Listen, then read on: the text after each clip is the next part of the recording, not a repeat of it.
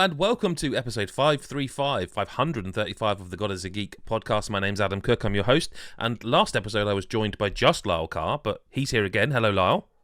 I am. I'm still here, but we're not alone this week. It's not just our intimate date night. Now it's we're yeah. Well, there we go. Yeah, Chris White's here, Hello. bringing the tone straight down. Hello, Chris. How are you, mate? All right. Yeah, I'm good. Yeah. Now, those watching on video will notice that you are actually, I think, unusually wearing a cap. And the reason being is that Yes. I was working until very late last night, and I couldn't be bothered to sort my hair out because No, it's our a makeup mess when department's not working this morning. So. Yeah, so I've just covered it up with my dusting cap. So that's what I was going to ask, is that the cap is... It was bothering me in that I know it from somewhere and couldn't think where. It's Dustin from Stranger Yeah, Things, my daughter bought it Yep. me for Father's Day. So. Yeah, no, it's... I was looking at it going, I know that hat, that's a cool hat, but I can't... yeah, but now I've got it. Yeah. So Yeah. if you're not watching the video version... Uh-huh. I mean, goodness I'm me. also wearing the Mighty Rams football top. Jesus, this is like a new look for you. Like a cap, football top, I'm start. blending football with geekery. Feels good. I like it. Yeah. Beautiful. Interestingly, I also almost wore a hat today because we recorded last minute and I didn't get a chance to cut my hair, so it's a bit long. Not a biggest fan. And then I forgot to bring my hat up, and I thought I don't really care that much. But we almost all were wearing hats. I'm just too vain. Almost. No, I mean, the reason I wear a hat is because I am vain and don't want my bald head on camera. Terrible, innit? But we're here to talk about video games. I was actually watching, for those who don't know, when the podcast plays out on video, the intro plays. So if you're just hearing the audio version, essentially behind the camera, what is happening, the three of us are just sat here waiting for the intro to finish for me to say hello and welcome to do the spiel. And I was just watching it, and sometimes when I do that, I think to myself, needs an update, because it's been such an incredible year for games that, like, although every game in there is one that someone loves, I'm just looking at them going like, yeah, I could probably like do a whole new one now with games. But we're not here to talk about those games. We are here to talk about a game I haven't played, and I don't think Chris has played, but Lyle has played, and I suspect both. This is terrible audio. Chris and I are interested to hear about the new Sonic game, which is called, Lyle, Sonic Superstars is what it's Right. called. Was that because you couldn't remember it off the top of your head, or what were you I thinking? nearly went All Stars, and then I thought, no, it's Sonic Colors was out. Then there was Sonic Frontiers, and then Frontiers was last yeah, year. there's been a few, and this is the one I would be more interested in, because it's, from what I can gather and enlighten us, it's a 2D Sonic, purely It is. 2D, right? It's a purely 2D Sonic, yeah. Okay. So Sonic games can go one of a few ways, as we all know, I'm sure we're all used to. I think most people have played a great Sonic game. Most people have played a terrible Sonic game. Most people have played something in between.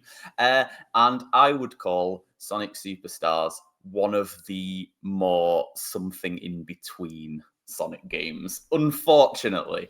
Well, it's better than being the other end of this. It is better than being on the other end, no doubt about that. But yeah, it's a 2D Sonic game. You can play as Sonic, Tails, Knuckles, or Amy, and you go through all your different worlds. One of them's a casino, lads. Get excited. Oh, yes. So what is this? It's basically just a new 2D Sonic game. There's not really anything about So it it's that not- isn't just okay. like... Because I was thinking about Not a Sonic remake, Generations, it's not and what was connected. the one that was made originally by, like, it was started out like they got the Mania? fan, and yeah, thinking- and everyone loved that one, and it was very much like the original games but modernized. Yeah, this is like kind of a... It feels like they kind of took Sonic Mania and were like, we want to make a more modern game. We want to make it 3D. I mean, it still looks lovely, and it still feels really good in terms of like the 3D visuals. I mean, it's still a 2D game, but you know, it's not that like pixely aesthetic that, you know, Mania went for and that sort of thing. But like the issues they have is that there are just some certain like systems in the game that like they've had to design around and really don't work. Like every time you get a Chaos Emerald, so you know you always gather some Chaos Emeralds in a Sonic game. Yeah. You also get a power, so it's not just like you're trying to collect all 7 and then you can turn super like you would in one of the other games. What? So yeah, each Chaos Emerald you get gives you 1 power, and then when you get all 7, you do also get the super sort of stuff. But these power, powers, like, so Well, they reset between checkpoints as well. Okay, so you can use them a lot. So the first power you get is the cloning power, and when you activate the cloning power, like 30 or so Sonics or Tails or whoever you're playing as just sprint across the screen at different levels, like through the sky, and anything they touch, they like kill. And you're not in control of that. You're just no, they're just running. I mean, they'll probably distract you because they look exactly the same as you, and eventually you'll be like, well, that's not helpful. And how do you activate this by press? You activate that, yeah. You like with your right stick, you can select any of these powers. Wow, basically. what? And then you can. So yeah, that's the power. One of these powers you can use. But because of that power, that very specific power, and that power that is the first power you'll get, if you activated that in a boss fight, you would imagine it would just kill the boss really quickly. Yeah. So every single boss fight in this game is you'll be able to hit them once, and then they go into the background, and you have to dodge attacks for like 30 seconds, and then they come back, so that your like overpowered like screen filling attack can't really like. There's a couple near the start that don't do that, and you're just able to be like, oh, this is fucking awesome. And then you can tell they immediately went, oh, we've got to design around this. And then that sort of happens for a few different things. And there's a lot of these powers as well. So there's one that allows you to, like, for about 20 or 30 seconds to be able to shoot in any direction you want to, like kind of get a big boost attack in any direction. Can I guess that you can't shoot into the background and foreground so that you get the shot off and then they disappear and you wasted it? Yeah. But also you can use that in a stage. And I mean, you know, as you're going through a stage, if you see a higher bit, it's like, well, awesome, I guess I can get there. But at the same time, because all the different Sonic characters, like if you're playing as Sonic, that's great because you can't really get that far as Sonic. If you're playing as Tails, you can fly anyway, so it doesn't really fucking matter, does it? Like so they don't really line up in that way. And then some of the powers are really weird. So there's one power that reveals secret walls for like the next 20 seconds. And anytime I played through the whole game, and there was only one time when I activated it, when it was near a secret wall, because I didn't know when to use it, because I didn't know when there'd be a secret wall, because it's a secret. Yeah, no, that's so you accumulate these powers and you can select them at will. Is there like a magic meter, or you can just do them whenever you want? It's the cooldown where every time you go through a checkpoint, they basically come back. But that means you could use all of them between checkpoints. So you could like use your big clone attack at the start so no enemies bother you. And then you can use your boost thing, and then you can use there's one where you grow a vine that just grows upwards and you sort of travel up it. And they're quite weird. Yeah. And they're rarely that useful, apart from the ones that are really useful that would have ruined the game if they didn't design completely around them. And it's odd. It's not like in terms of it still being a Sonic game, it's still got the fun Sonic game stuff. You're still going to do loops, and you're still going to be in all these fun environments. But is it longer then? Like, is it a longer game to allow for all these powers to kind of... Not really. You just got to get one of these powers in each world. Like maybe it might be a bit longer, but it's not longer than, say, like I think a lot of people's favorite Sonic game would be Sonic 3 and Knuckles, where you kind of have the combined campaign. And I don't think it's longer than that. I wouldn't have thought so. And then alongside this, I think one of the other things that is really an issue is it kind of throws like bonus stage mini games at you like constantly. Like, you can't fucking move for bonus stages. So to get the Chaos Emeralds, the bonus stages are like these weird things where you kind of like, you're like almost Spider-Man grappling to get to an emerald, and it doesn't really work very well, and it's not very fun. Because I don't really know why they thought that swinging off like little orbs was what made sense for this game, but sure. Then every checkpoint where you have over like 50 rings, I think gets, where they have like a thing above the checkpoint and you can jump into it for a bonus stage like from the old games. But they're kind of more useful now. They have a collectible coin if you do them that like you can spend in like the in-game shop basically. And they're like the old Sonic 1 bonus stages where you're in kind of like a spinning environment with gems. And like in one stage, I was playing them for like half of the playtime of the stage. I was playing the bonus stages more than I was playing the regular stage. And like there are a few other bits like that sort of pop up as well. And it's just like, it really interrupts the flow. They're like pretty fun, but not amazing. And I think the main game is better than the constant bonus game. So it's kind of an issue in that regard. But it sounds like the balance is off. The balance is definitely off. Yeah, they in so many different ways in terms of the boss fights with you have it wait around constantly, and yeah, all these sorts of things. They just like everything just sort of interrupts, and it's not a bad game, but it's not a great game. It's like a good game. It's fun enough. I'm not sad that I'm playing it. It's kind of like a fun Sonic game, but it's not like. It's not this exceptional thing, and there are just so many different moments where I'll just be like, why have they done this? Why is this what's happening now? Why am I not just having fun on a platforming level? Like, there's just so much added to this game that has really interfered with the like actual fun parts, and it's a real shame because it has a lot of potential. It still controls great, and like a lot of the platforming and movement and stuff is really good when you're not kind of having to mess around with the other bits, but. Are you fighting Dr. Robotnik after a few stages like old school Sonic? You are, yeah. You fight. I think there's a boss at the end of every stage, so it's like a mid boss, and then there's a boss that'll be usually Robotnik. He's also joined by Fang from Sonic the Fighters with his little cork pop gun. I don't know why they brought him back, but I always liked him, so I thought it was quite fun. But yeah, there's a few different enemies in in control of everything that you try to save all the little animals and stuff, but it's just, I mean, you're not there for the story, are you? No, but like, do you think the timing's a bit odd for this game? Like, I mean, I'm not saying that affects whether it's good or bad or not, but like, it did occur to me that the timing is a bit peculiar. Like, given that everyone's going to be playing Super Mario Wonder very, very soon, and if they're not, then Spider-Man 2's out the same day, so it's like there's a lot of choice about, and I'm not, I'm not giving any indication to the quality of any game. But it's just going to go under the radar, isn't it? Well, I think so. Look, I mean, I've obviously previewed Mario Wonder, and I'm not going to talk about it today. But it occurs to me that Sonic doesn't go up against Mario like it used to. This isn't the Mega Drive era Genesis for our American audience, I suppose. But this isn't that anymore. Like. While Mario has had a fairly consistent rise and sustained quality level, as you said at the start, Sonic has been very much not a flat wave at all. It's been, and it just seems, I don't know. I mean, I guess there are fans who I'm a fan of Sonic, and I do want to play this game. I'd still do. Yeah. Everything you've said has not made me.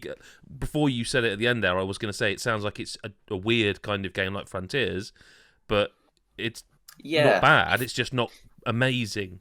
100%, and it definitely. I think that is part of the issue, though. I think last year Frontiers, although that was weird and had its issues, that felt like it was kind of doing something a bit exciting and a bit different, like this sort of like bizarre open world, like how it was all structured. It was not like anything else Sonic has ever done, and it had some great ideas where if they built upon that, it'd be great. Whereas this just feels like it's got ideas that need to be stripped away for the game to be great. So it's a bit harder to be excited about it in the same way. Like, it feels like this is overdone, whereas like going forward from this, it's just make it more like an old Sonic game, guys. It's like, that's all we really want. I mean, that's kind of what Mania was, wasn't it? And people loved it. 100%, and everyone loved it. Yeah, it was really, really well received. It was great.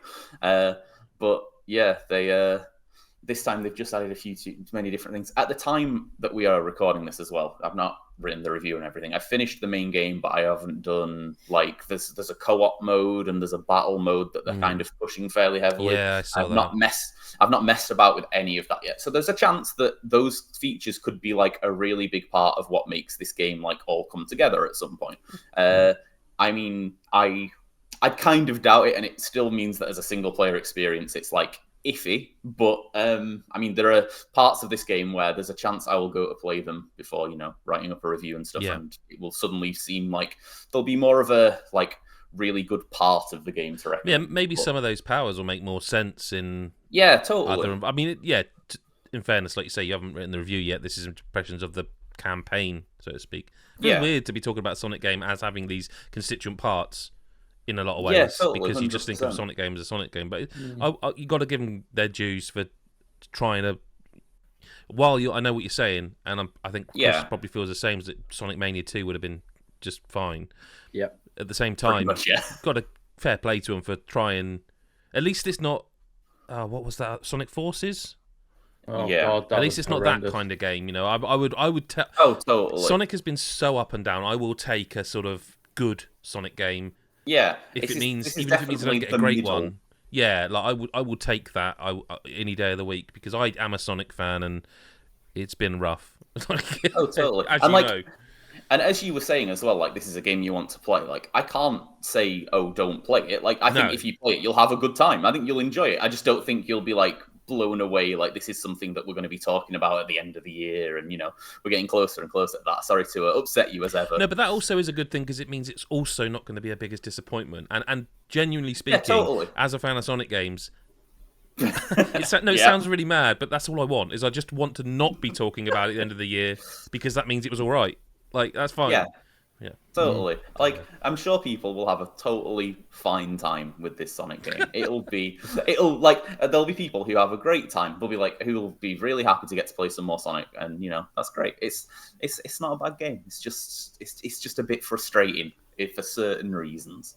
Well, we can stick with a completely fine game theme here by switching to you, Chris. And we could talk about a game I probably am not going to get to play, I don't think, now. Although maybe what you say will change that. Assassin's Creed Mirage. I don't think it will. Okay. And that's, again, right, with the theme is exactly the same. It's perfectly fine. And, before it came out, we were all saying that it would be nice to play a stripped-back version of Assassin's Creed where you've not got this monumentally, this map that's too big to play in, too much to do, too many icons on the map, that kind of thing. Like with Valhalla was amazing. I loved it, and it was a massive map, and there was a lot to do. But I thoroughly enjoyed it. But it would be nice to play something that's a bit less kind of heavy on the old, find this artifact, find this piece of history, do this mission. Go here, for constantly throwing little things at you that don't necessarily matter. Just go back to the roots, focus on the assassinations, the stealth, and strip it back. And then that's what's kind of happened. And I'm like, I don't know.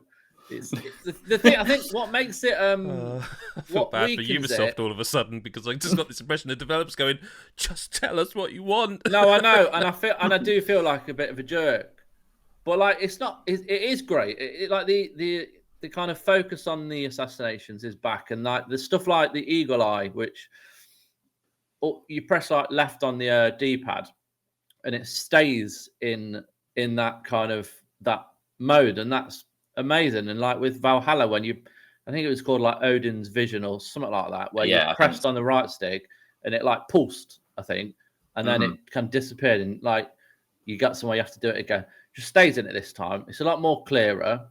The map, the map design, Baghdad is amazing. It looks amazing.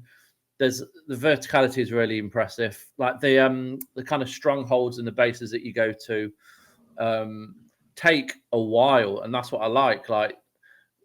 You've got to assassinate one target in this stronghold, and to get there, you have to use everything in your power. The tools that you've got are really good. You've got throwing knives. You've got traps that you can throw on the ground, and then they'll investigate, and then they'll get shocked when they get too near, so it temporarily knocks them out. You can obviously go around fighting if you want, and drawing their attention, but that's not what this is about. That's a way to do it, but it is all about using your kind of stealth and everything that the game's taught you since it was released 15 years ago, actually, because it's the anniversary. So gameplay wise, I think it's brilliant. I think it's really smart. Like I say, it goes back and focuses on what made the franchise great in the first place and strips all that back.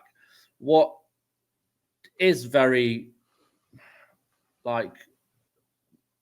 monotonous is Basim, the character. And you've had these great lead assassins in the past, like Edward Kenway from Black Flag, Ezio, obviously, and is it Katarina from Odyssey. I know you could play both, but like the female was amazing in that. So you've got all these characters that are always really kind of layered and like Black Flag. I keep going back to that, but like Kenway was such a well acted, interesting, funny at times, but there was like a deeper, like emotional core to him that shone through. Is that your? I was just curious. While we're talking about sort of it broadly, is that your favourite? Because I think Black Flag is probably my favourite, give or take. I think. Yes, yeah. Because it was the first time they went a bit bigger, so it felt newer. But I also kind of really like the, because that was also the one where it was the first cross-generation game, wasn't it, for PS4? Yes, yeah, it was. Yeah, Christ. PS4. That's back in the. That's mad. But I just remember how gorgeous it looked, like the blues of the water and the sort of, and that, you get your own pirate ship, the Jackdaw. That's right. And I did like Valhalla an awful lot as well, but it just was one of those where it was just it had grown to be something where it was just too big for me. But like, would that be? I think it was too ambitious for its own good. As much as I loved it, it was just a bit too much. So, what would be your favourite AC game? Lyle, I don't know if you've played any. I've played quite a lot of them. I've only missed a few. My favourite is probably like Brotherhood or Revelations, where you were still in the Ezio games. Yeah. But yeah, those ones where they were like one city, but it was a really dense city. See, they were the ones I really liked. It's hard to not think of Assassin's Creed 2. Those were some... Yeah. What about you guys? I also really like Valhalla. Yeah. The thing is, there's different aspects of every game, which if they were all together, it'd be like the perfect game. So I love the Viking lore and what they did there. I love Syndicate because it was in London. Yeah, I like and it was a really well-designed world. And I like the concept of. I mean, that was kind of the first switch between the male and female, wasn't it? Like the the brother and sister. Yeah, because it was Unity before. Was it Unity? The one in France? Yeah, in France. Where you could do 4-player co-op, but you were all just four. Yeah. Of that character. I think Black Flag is a game, and Edward Kenway the character, but then Assassin's Creed 2 really kind of launched the series because of the story was excellent, the music was phenomenal, and it always has been, to be fair. And like the lore behind what was going on, like they forgot about it and just did those throwaway bits with the like Desmond Miles back in the day when there was like a real deep story regarding like what was going on with the Animus and in the current day and what's the current like Assassins, Templars war. Those games where it just got forgotten about. But then with this one, it brings it back a little bit without kind of going into too much detail. But I think what kind of dulls it for me is the character and it's very I don't want to call it generic because it is well written, but it didn't really do much for me. I think in the past they've had a lot better stories and a lot more interesting characters. But like by no means is it a bad game. Like it's really good. And if you're wanting that experience to go back and play the like what made it so good in the first place, then absolutely get your hands on it. And also, like there's a certain games where they are big, and the world is still relatively big. Like there's a lot of areas, a lot of traveling, so it is fun. But kind of a lot of what makes these single player games good for me is like your God of Wars and your Marvel, the first Marvel Spider-Man. It's a good solid 15-20 hour story, and everything thrown into that is a nice compact but long enough game for you to not lose interest in. You can sometimes get open worlds where they're too big and you're spending hours and hours. It's a very dense game, compact game. It doesn't take ages to complete. So there's that as well. So it's a good game. It's a 7. What did Mick give it? I think 7 or 7.5. We were talking about it, and we kind of similar feelings towards it. But I think that's fair, and it's a good game. Like there won't be in anyone's list, I don't think. No, but I had the impression the way they kept talking about how much smaller it was and how much it's back to the roots is that all I kept hearing is this is marketing speak for this isn't our next big Assassin's Creed game. That's going to take a bit No, longer. it does feel like just an expanded expansion that never got released. It reminds me of, and I haven't played it, so I'm guessing. But do you remember Assassin's Creed Rogue? Yeah. That was the sort of a spin-off, smaller, more compact game. I think of Black Flag, wasn't it? I think so, yeah. And it sort of reminds me of that. Like, here's an Assassin's Creed game. It's a bit pared back. Yeah. It's still going to look great, sound great, play great, but it's not got quite the innovation that we've been... Because, whether you like those big games like Valhalla or not, I don't think it's fair to shit on it. I think you have to... I would like to play more of it one day. I never will. It's too big. But I can absolutely look back and go, this is an impressive thing. Like, this is impressive, amazing. This game. It was amazing, in so many different ways. And I wonder, I don't know what the next one is, because you've got the mobile one, which they are pushing quite significantly. There's the VR one. I feel like this should have been, was supposed to be an expansion. Right. Because it's Basim. He wasn't like the most interesting character of Valhalla. I think most people didn't like him. Yeah. Oh, that's an interesting way to do it then, to take a character people didn't like and... He was just kind of tethering Ivor to the hidden ones and the whole Assassin's Creed, the assassins. So I feel like they really need... I think it's time for them to kind of end the series with a real kind of monumental game that joins everything together, brings all the lore together. Well, what happened to that rumour of that, universe type game they were making, where it was like... It brought everything together into it was going to become a platform. The rumor was, rather than a new game, it would be a new platform, and they would do that. That sounded like maybe that is what they're doing. Maybe I've made it Possibly. up. I don't know. Just another game like this set in another time zone. It's like, I don't want that. It's kind of, it doesn't really do anything new. There are little kind of mechanics, but nothing. I just want that one game to wrap it up. Whether it takes place in the present day, brilliant. That might be interesting. Or that would be quite cool, actually. Wrap it up, go back to to Christ even, and that time to finally do that. Now that would be very interesting. Together, no way. Jesus was an assassin or a temple. Oh God, I actually want to play that game in that time zone, because there's a lot of religious undertones to the whole series. Yeah, there is. I don't know. Ubisoft. Where haven't they been? Where haven't they done? Because everyone was always on about feudal Japan, but is that Samurais? Yeah, but is that not the mobile Edo one? period. Pardon? Is the mobile one not? Is that not Samurais, or have I imagined that? No, I think that's right. Right. Is there any other World War II? Imagine if they made it into a shooter. No. Well, hang on, you played Death Stranding, and that had those World War moments in it. Yeah, that was immense, Adam. Yeah, but imagine that as a full game. But now you're Ezio's. I mean, how did Ezio's relation end up in World War II? It doesn't matter. It's an interesting series, because I thought they were being quite smart about just hooking DLC into Valhalla to keep it ticking along. It did work really well, yeah. And then now all of a sudden it's new game, VR game, mobile game. It's no. The problem with this series was that you were pushing too much all the time, and you laid back a bit on it, and that was great, and it let people actually get through Valhalla. And now it sounds like it's going to be this again. I mean, listen, the series obviously sells well and does well for them, so you can't be too cross. But yeah, it'd be nice to see something different, I suppose. But speaking of which, we could move on to Forza, and they said Horizon, Forza Motorsport, which is not Forza Motorsport 8, it's just Forza Motorsport. You and I played that on Xbox Series X, Chris.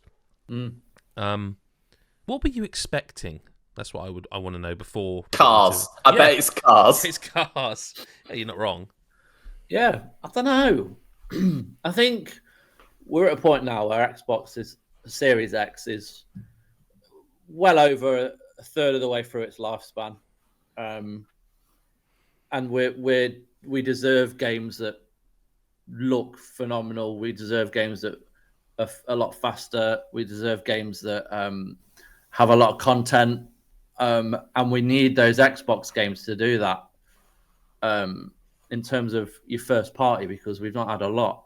No. And I just wanted a racer that made full use of the technology available, that played really well, and And like, I know there's certain irony to me reviewing a lot of racing games, but not actually driving or knowing much about cars at all. But I do love that when a good racing game comes along, I do spend a lot of time with it. Like, So not being funny, mate. I loved racing games before I was allowed to drive. You know, I don't think that's a thing you have to worry about. Like, I played true. like Gran Turismo on PlayStation, and I didn't have a driving license then. You know what I mean? Yeah. But like, so I expected quite a lot from this, and like, for me, I find it plays incredibly well. I think, and like, it's incredible. I think. Yeah. I think it's just absolutely phenomenal. And it's difficult because, like to sort of hark back to what I said about Mario Wonder in my recent preview, read on godisgeek.com. It's one of those. It's difficult. Like a lot of platform games. I know Lyle will understand this as well because he loves the genre like I do. Often you'll see a trailer for a game and you'll go, I just need to know how it feels, because if it feels great, I'm going to like that. If it feels crap, but it's a hard one to convince people of, because it is so, you need to feel it. And I think Forza Motorsport is a similar thing visually. Like we are at the point where you'd expect it, but I have to be honest, I wasn't expecting to see some of the nuance to the visuals that really genuinely blew me away. Now, you mentioned about not being a driver personally. I am, and I do a lot of driving. It's the joke, insert dad joke about taxi, dad's taxi here sort of thing. But some of the stuff this does, I am so impressed by visually that you just don't expect to see it. Or rather, like, maybe I do expect to see it, but no one's done it. Like, there's a thing when... I mean, listen, you don't need to be a driver. You only need to have been in a car in the front seat, I think, to have seen this. If you've ever been in a car in a passenger seat in the front, driving at night, you will get reflections of the dashboard on the windscreen, like very subtle ones, like not enough to put you off, but you will. And like some of these modern cars have got like they're bloody like glow in the dark, the illumination, like a Tesla or something.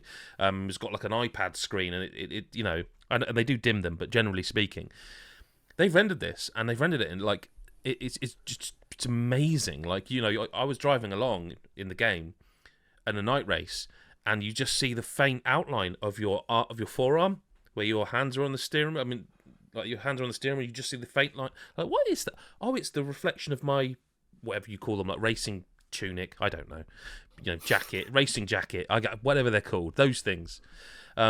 And that's impressive. But the other thing, and I know that other games do this a little bit, but I've never seen it quite like this, is that everyone who drives will hate this phrase, the morning sun, the low morning sun.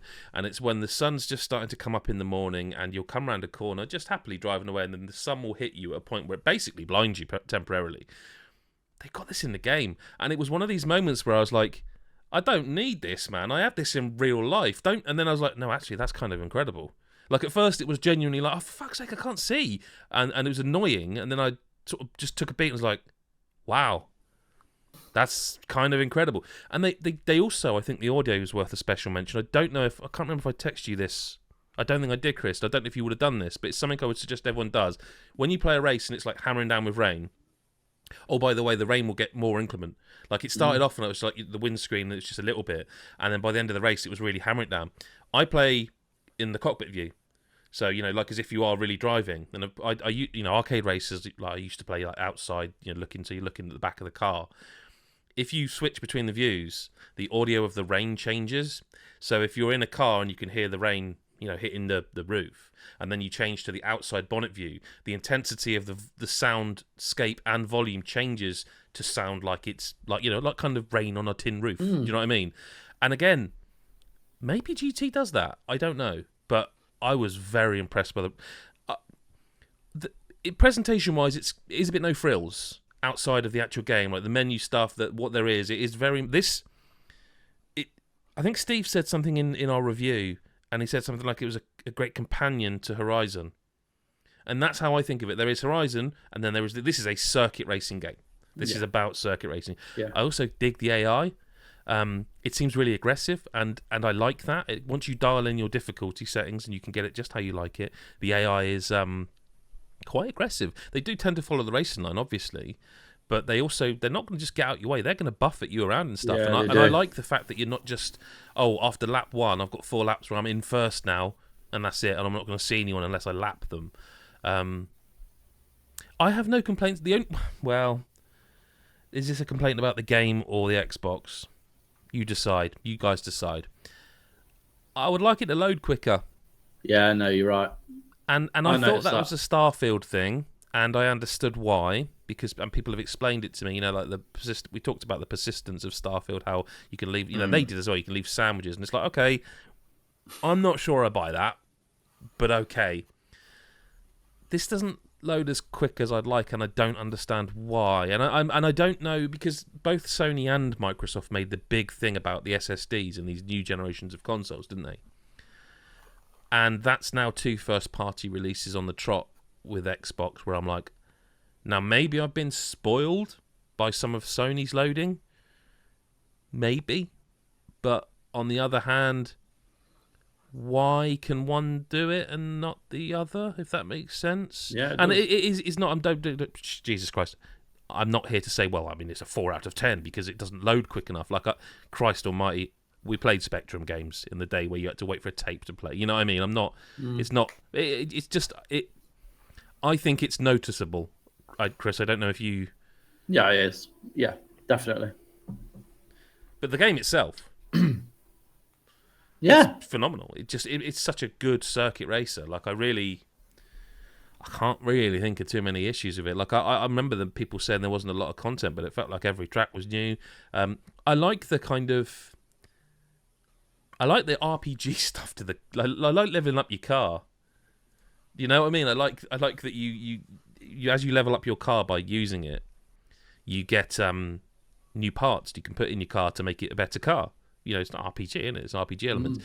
I also like the fact that like in Lyle, I know you're not probably a huge circuit racer fan, but you have like a practice session before the main race in racing.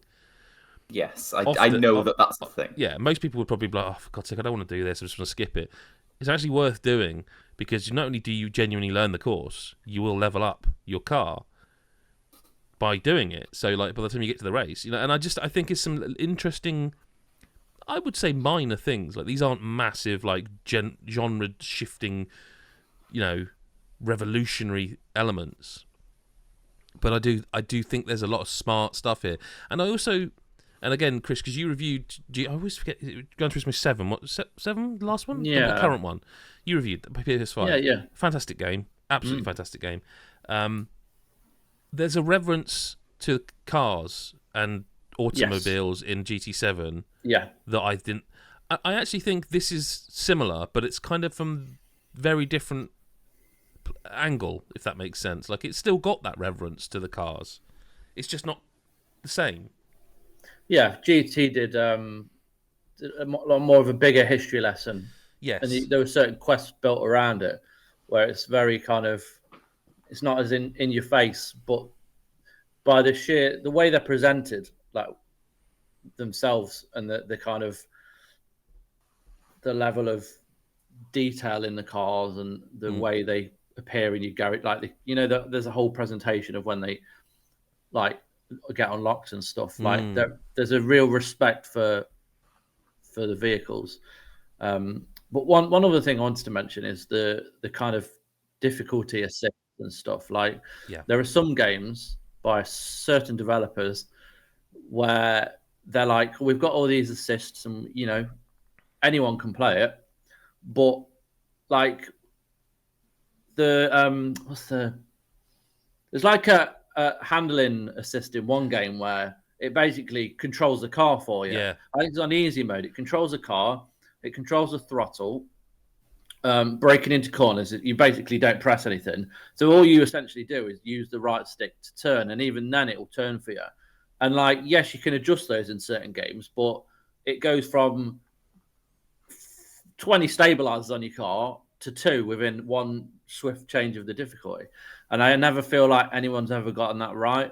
And I think with Forza Motorsport, the difficulty assists and all that is so precise and so welcoming that it genuinely is for people that have never played a racer before.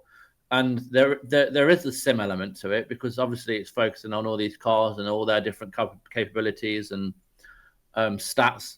But anyone can literally come and play this, and it does feel very welcoming to everybody. And like the different changes to the steering implementation and like how you can change that to help you get started in this game from scratch, or even if you've been playing these games for ages, you can really kind of pinpoint what makes a racer good for you and how you want to play it, how it's going to help you.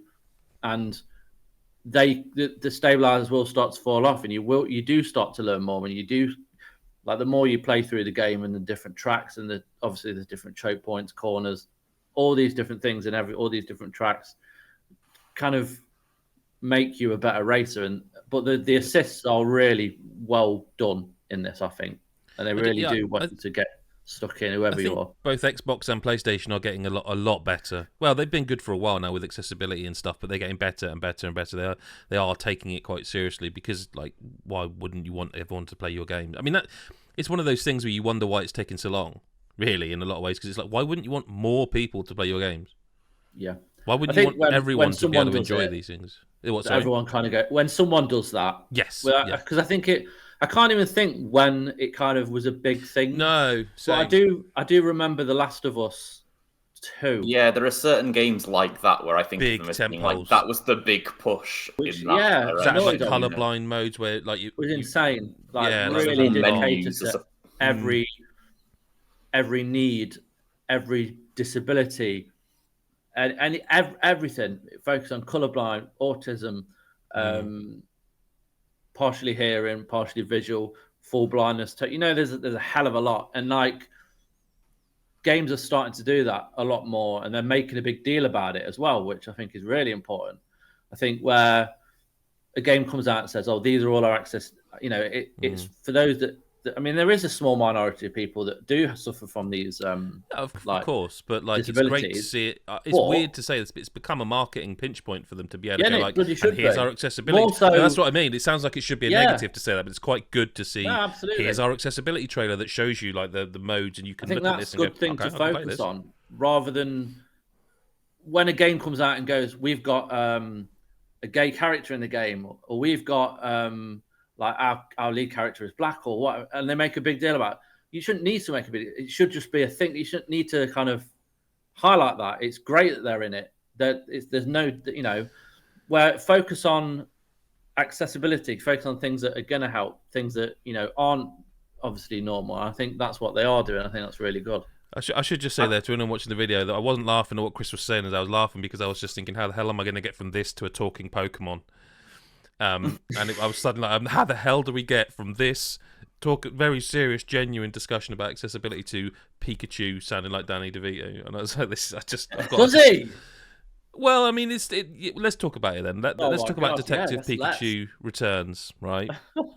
So I was a bit confused at first, right? Because I had to get it. I don't remember playing the first one properly. I must have just touched upon it. But the first game is what they made the movie on, right?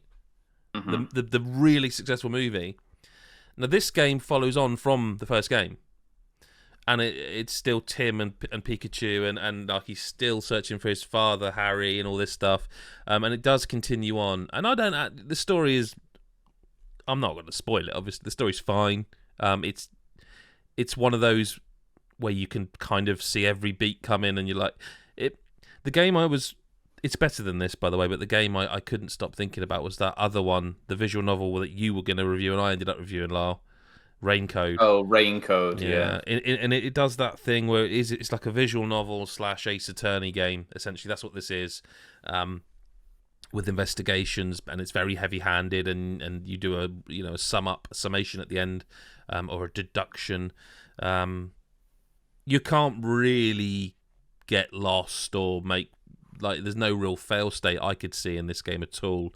And there's actually a thing in it. I think this is really interesting, and I'm not against it, but while we're talking about accessibility, it seems weird to me. There's a thing called story skip mode, where you play your story and you save your game as you would normally. Story skip, you can just pick any part of the story from the start of the game and just play. So you can just play the ending right away. But I don't really understand why.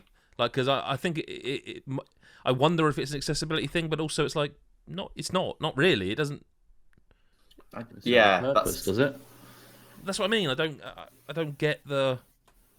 I mean, it is what it is. You wander around an area in 3D. There's some nice fan service. There's Pokemon appear that I wouldn't expect to appear. There's some appear that you would expect to appear. It's incredibly easy. It's done in 12 hours ish.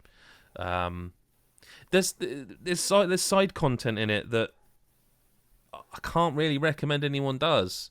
So like you do all these side content, which is essentially will often revolve around them saying, "Hey, so an early one, there's a young lad you find in town. He's like, everyone's playing football, and I really just wish I had a friend to play football with."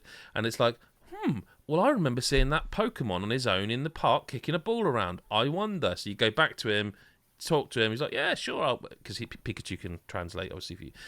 And he's like, yeah, I'll play football with the lad. And then but that's the sub-story, and that's it done. And then the next morning, after the main case you finish, there's like a newspaper you can read through, and it's just text-based, like, and then this young man went on to win the football with his best... and they're all like that. But I did them all, every single one of them, and I'm like, why'd I do that? I wasted so much of my own time. I could have just not done that. And it is a case of, like, you'll go to an investigation, and when these games do that, and even I think Ace Attorney does this, there's like a 2D space now, and you're looking at objects on it, and you're like picking them out. When you've done that, it will just go, Pikachu will just go, nothing left to see here then, I don't think. And you're like, well, I guess that's that then. And he does, like, the only thing that could have made it more, the humour carries it. Like, the whole game is carried by this talking Pikachu, and it is funny. It is funny. He loves black coffee. And he's always talking about coffee, and it just is funny. Like, he will try and do things he can't do. Like, even one point, because you can ride other Pokemon and use their abilities to solve certain crimes. That sounds exciting, and it's really not as exciting as I'm making it sound. But you do this, and he's like, he can't even get up there, And there's like an animation where you have to crawl through vents, and it does it every time you go through all these different vents. But every single time when he pops his ass out the other end and like lands and goes whoa like that, and he's sort of like every time he does it, it's great. Like it's and I can't be too down on it. I don't think it's a fantastic game. I think I gave it a 7, and I can see people disliking it more than that, and I can see some people. No, I mean, I can't see people liking it much more than that. It's a fine game. It's fine. It's a good game in places, but it's like it almost does that thing. Like with Rain Code, you were like, I've solved the case. Can I just do it now? Oh, okay, I can. Oh, no, now you're going to show me it all again. This doesn't do it as bad as that. It's like when you get to deduce the case, you answer a few questions, and that's it, and it's done, and you move on to the next part of the case. So it is strict. I mean, compared to Rain Code, it's streamlined. Like, you wouldn't believe, it's... Yeah. But it is also still incredibly easy. You are only going to enjoy this if you love...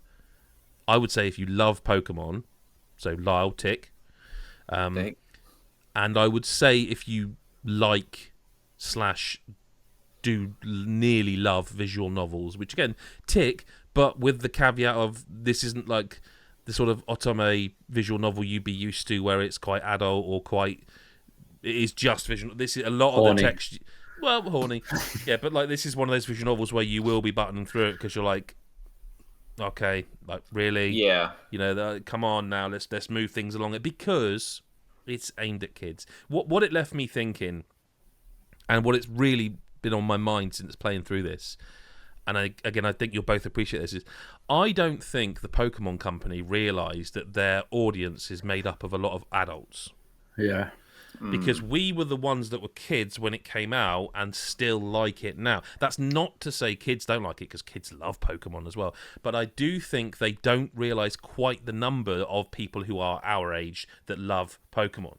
Because every time a new Pokemon game comes out, I find myself going, I'd just love there to be a bit of challenge in this. Just a because and there never is.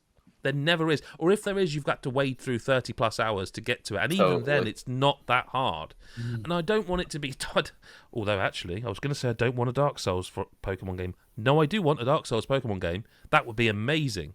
Like, all the Pokemon, different powers and stuff. But, like, they just don't seem to... I mean, I don't know. I feel like this is why like online there is such a community of like Pokemon challenge runs and Pokemon mods Yeah, that because are, they like, won't do it. people, yeah, because they don't exist in the actual games. There aren't things that will test your skill. Yeah. And it's like, and I think at the same time as well, the people who've been playing Pokemon that long that they are adults, the earlier games actually were They quite a lot were, harder. yeah. Like, there was a significant challenge. Like, it wasn't easy to beat those games. You had to do a lot of grinding. You have to have a balanced team, and like, it was something where it took some effort. Whereas, like, anytime you play a Pokemon game now, all your Pokemon level up at the same time. You're always about 15 levels higher than everyone else, just because like that's just how they drown you in the experience. And there's not really any challenge. And I mean, I guess in some ways that's good, but like, I don't know. When I was like 10 years old finishing Pokemon, I loved how hard it was still. That was still part of it. Like, just making it through a tough battle would feel like a, achievement. So like back then when the world swirled round and you got a random battle, you were like, oh shit, I wasn't ready for this. I was trying to get to a heal, Like I say, and I don't think that's perhaps the right. It's not perhaps the right game, Detective Pikachu Returns, to be like. Well, no. but it just made me feel overall like every time they put a Pokemon product out, and I'm like, rubbing my hands together, and then I'm like, this is so damn easy. Like, this is so hands off. Like, there's hand holding, and there's like, I'll play it for you, and I'm not against it. We've just talked about accessibility. That's absolutely fine to have as an option, but I just don't think they realise that the three of us like Pokemon. And there's a lot more like us that like Pokemon because we were the ones, as I say, that were playing those Game Boy games and want them to make something with the. I don't know, because it's not even they're not challenging. They're not, it's not that. It's I can't go. Oh, well, it's not that hard, is it? It's like, no, they're really easy. Like, even mainline Pokemon games, like you say, you start them now and it's like, can we hurry this along a bit because this is not good. It feels like it needs to be. There's an option to make it harder, and there's an option to say, I've played a Pokemon game before, shut up and let me play it. Like, they're the two things, really, aren't they? Like, you almost want them to create a prologue where on the main menu, it would say, if you haven't played a Pokemon game before, click here. Otherwise, hit new game, away you go. And think about how many people in the audience would go, oh yeah, the game just starts quick, it's great, I'm into it. It's like... And I know, and like I said, this is a the Pokemon Company thing, not a Nintendo thing. Because if you play any modern Nintendo game, they do start fast now. They don't. Yeah. They don't mess you around. They don't. They know that they're definitely one company I would say that knows gameplay is the thing most people want. So they're like, let's get you to it. But yeah, I will also mention actually, just very very briefly before we wrap up this week. To go and have a read of Sean Smith's hands-on preview of WarioWare Move It. I couldn't remember the name of the game then, because when we were previewing Mario Wonder, we also had a play of WarioWare Move It, and I won't go into too much detail here, but I will say that the comparisons to Smooth Moves. So I mean, I'm we only played the preview session, but the comparisons to Smooth Moves are very exciting to me, and it was. Yeah, it was quite a good little workout. Like, nothing. You could, look. Hey, you could cheat. You can. Whoa! But, hey, now you're supposed to be doing this, one at the front and one at the back, but you could just do that or whatever. Like, there's one where you're supposed to do squats. Now I have old man postman knees, and I really fucking struggled with the squatting moves. Really struggled because it's like that's right on the knees there, and I'm a big man with bad knees. But I realised, like, when no one's looking, I was like, I don't actually have to squat. I can cheat, but that's motion controls, isn't it? Like, What are you doing when it's here? What's so that? it's like what action are you doing? I can't remember. It's like a bird. There's a beak in his tail, something like that. I can't remember. They've all got names. They've all got like proper names. Yeah, no, it is like that. We all milking the cow all over again. I brought that up.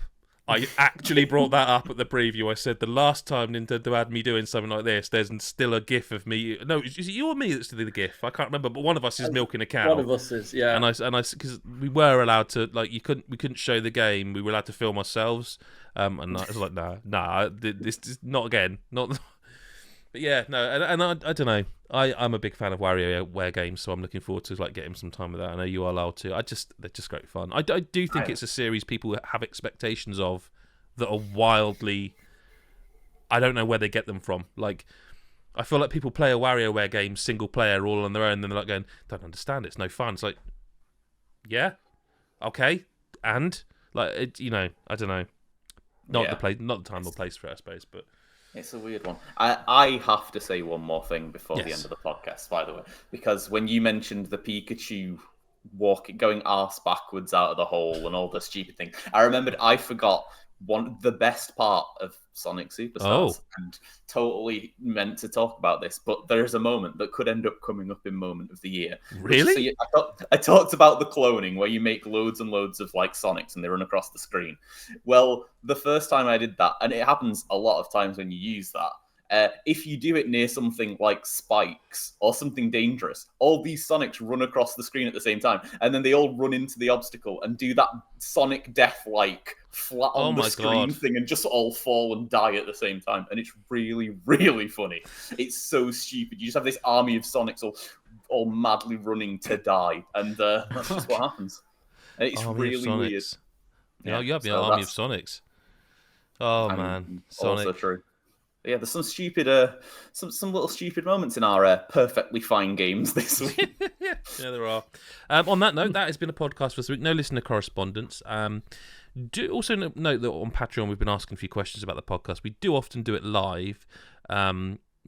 Then it goes away and it comes back for everybody else on Monday when you're probably watching this. If you're not a Patreon, patreon.com/GodIsAGeek. We might be changing things up a little bit in that respect. What we found is that by doing it live, you do tend to tether yourself to we can only talk about these sort of games. Whereas like as we do this, we can talk about Sonic and we can bring you content and discussion on Sonic that you've had today when we can talk about it rather than having to wait until like if we were doing this live, we'd have to wait until next week to talk about Sonic. So if you do start to see it pop up less as a live pod, that's why. It does work. I know it might sound counterintuitive, but it means we can bring you kind of more current to the minute content, I guess. On that note, do go to patreon.com/GodIsAGeek and have a look there, and you can join our Discord and enjoy the food chat there and catch up on our exclusive podcasts, whether it's Breath of the Lyle or Chopping Board or anything else we've done over the years. It's all there. You only have to. I'm not saying do this, but you could just come along, drop $10 or whatever, and just download all the podcasts and then disappear at the end of the month. You could do that. You shouldn't, because you'll miss out on all the great people in our Discord. But I'm just saying it's a thing you could do. Other than that, go on, Lyle. You're going to suggest people should do it. I mean, I think like if they do that, then the Discord, because it's such a lovely place, they won't be able to leave after a month. You couldn't just spend a month in the Discord. It's a great, lovely place. I'm not going to say that. No, am I? No, I am. Our Discord is the Royston Vasey of gaming Discords. You'll never leave. That was a long time ago now. I am getting old. Thank you very much to Chris White and to Lyle Carr for being here this week. Hope they liked the way I said their names there. It was just a bit of a weird affectation upon it. And that has been a podcast for this week. Thank you for listening or watching or however you consume it, whether it's on Spotify, iTunes, or wherever podcasts can be found these days. We will speak to you next week or whenever you choose to listen. Bye-bye for now.